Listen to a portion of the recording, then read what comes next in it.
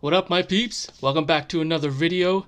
This time it's a different type of review, and this one is, you know what it is, and the title of my video is The Last of Us. Yes, it's been a long time coming. They shot this show here in the province in Canada of Alberta, and I'm not gonna tell you where in Alberta, right? It can be Calgary or Edmonton, so you gotta check it out. But yeah, and the time of shooting was the beginning of last year of 2022, I believe, or I think it started almost at the end of 2021 when they announced that they were gonna do a live action of the Last of Us. Oh my goodness, it's such a it's such a good show. I'll tell you that it's such a good show. But I'll give my rating later on throughout this video. There's a lot to take in. First and foremost, is the actors for these characters. So I would say I'm going to critique these characters. I know that when it comes to, like, either if it's a cartoon or a video game, it will always be different when it comes to a live action. But I would say, for the most part, they were good actors. They were good actors. But I will nitpick. So that's what I'm going to be doing. I'm going to nitpick on these characters alongside with their actual character from the game to the show. First and foremost is Joel. For that character, they have Pedro Pascal as Joel, and he looks very, very similar to the character in the game, and that's what I like. I like to see that. Don't be changing up a different type of character, a different type of person when it comes to the live action. It's best to always try to make it as close as you can to, like, the face, the hair, the facial hairs, the salt and pepper grayness as they age, just the same way as the one in the game itself. They picked the right character for that one. The way he was acting, the way he moved, was exactly like Joel. Next character is Ellie, and the actor for that one is Bella Ramsey. Bella Ramsey. She's a good actor, but like I said, I'm going to nitpick. Now, if you see them side by side, right, they don't look alike at all. It's like a whole different character. And I know and I understand that when it comes to producing and directing these video games to a live action, it will not always be that type of character or the type of person that you want for this character. I feel like they only casted this character because of her voice, of the way she sounds, just like Ellie. But yeah, she doesn't look like Ellie at all. I mean, Ellie here on the live action, she looks too clean, while the Ellie on the video game, she looks like she's been through a whole lot. You know what I mean? She's got like dirt in her face. She's she's got freckles, somewhat freckles, and they just look so different for that character.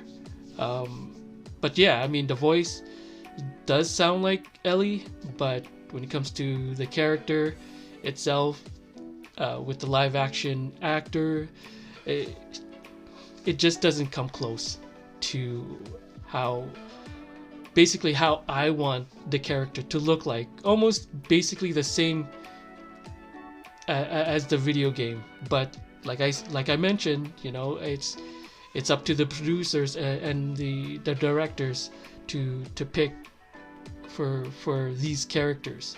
Now for Joel's brother, who is Gabriel Luna, right? He's pretty good too. He's pretty good too. Just like I said, just a little different. But hopefully, they change over time for each season. I believe for each season they start to change, to age as they go through each episode. He plays a pretty good Tommy, but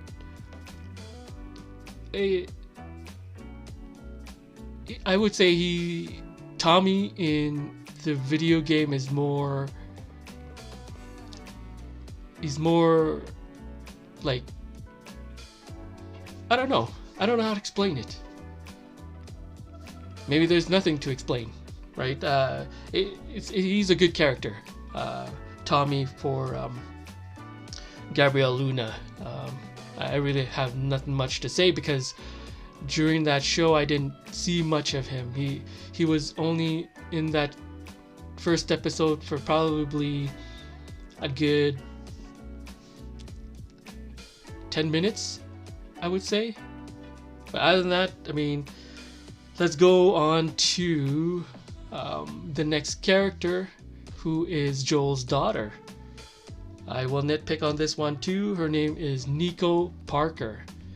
Beautiful actor. But again, she's so different from the actual character in the video game.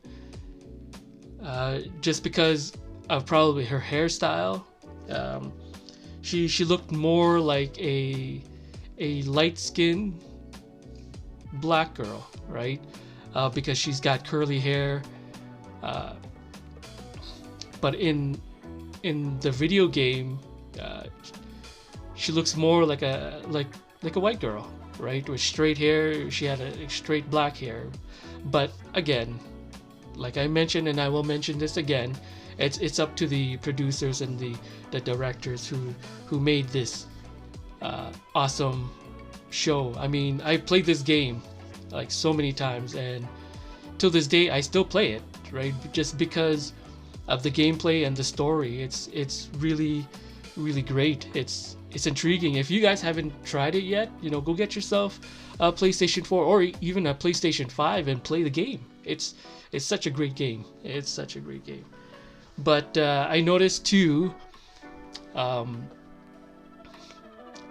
Sarah talked a lot for this live action, and she had a lot of scenes in the live action compared to the video game, where she interacts with her neighbor, up to the part where the apocalypse began. But in the game, it just went right straight into the gameplay, and that part, I mean, took me by surprise too, because I was like, oh, I thought when the show began it would go straight to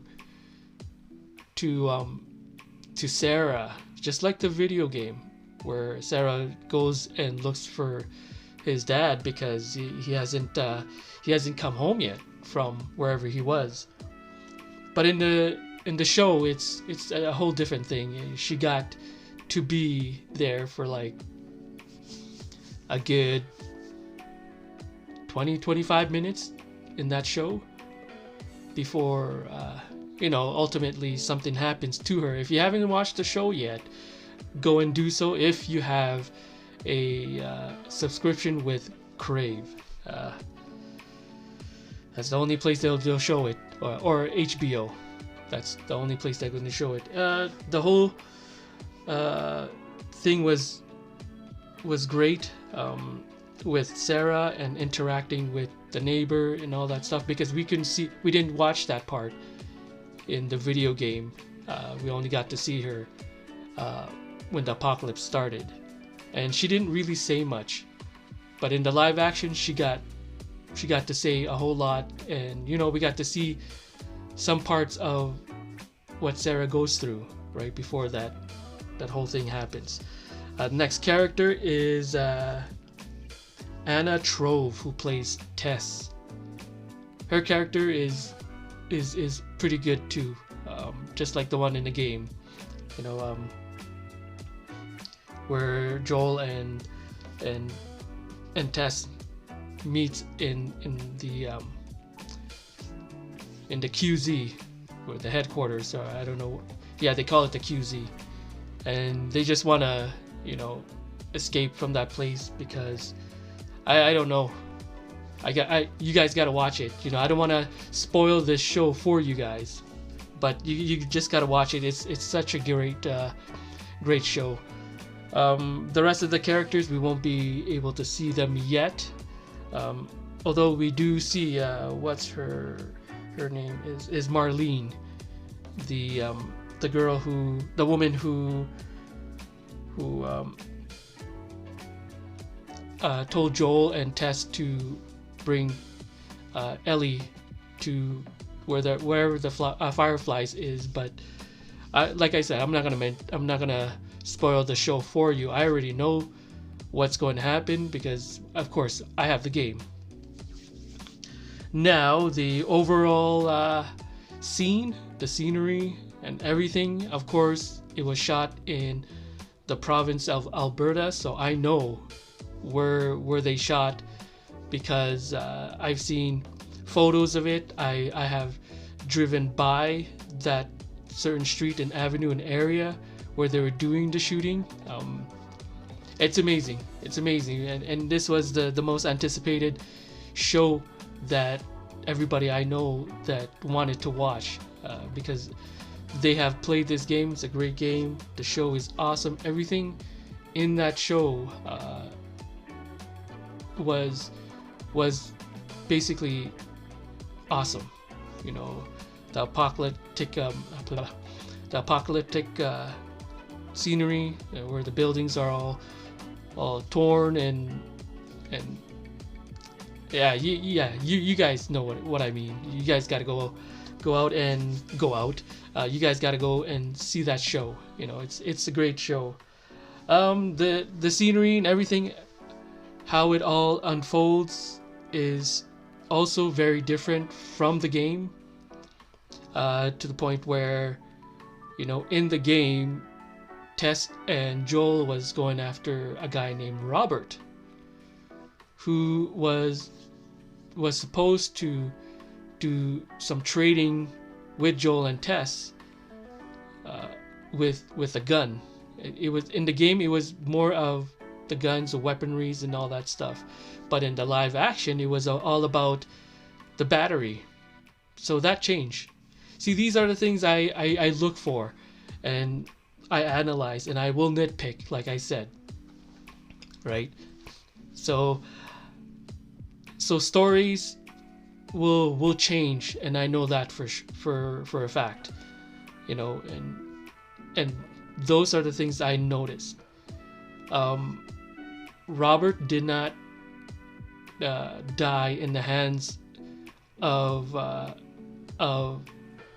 Marlene in the video game, but he died in the live action where Marlene shoots him, and Joel and Tess finds out about that.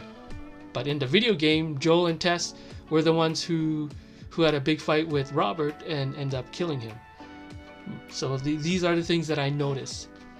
Ellie was not chained or locked up in the video game, but she was in the live action. These are the things that I noticed. If you guys haven't watched it, I'm sorry if I'm giving you some little details, but I am critiquing the scenery and each frame by frame.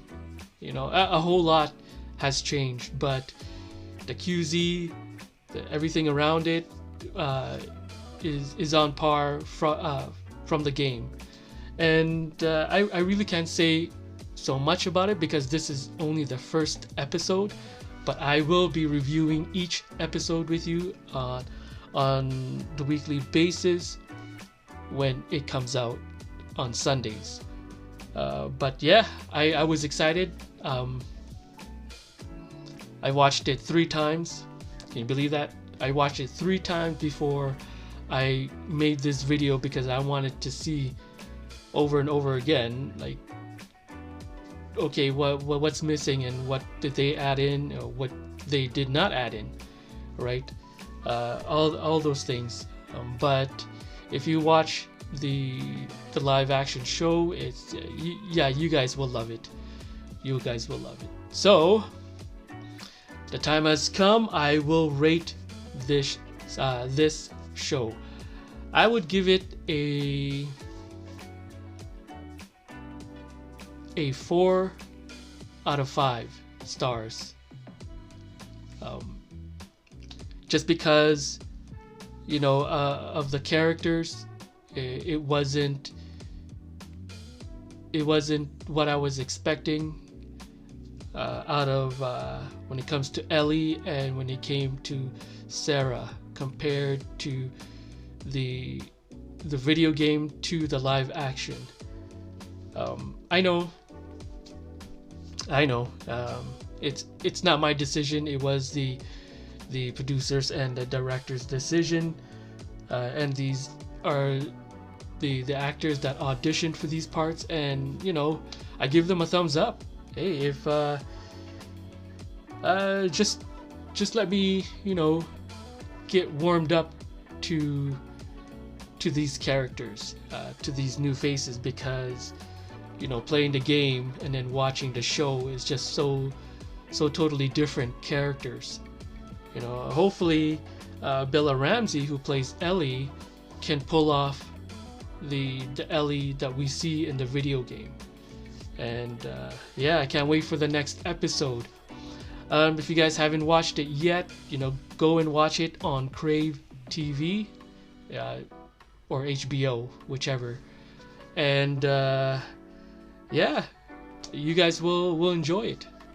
But other than that, that is my review. Hope you guys like this video. Give me a thumbs up, subscribe if you haven't yet. Until next time, I will see you guys again.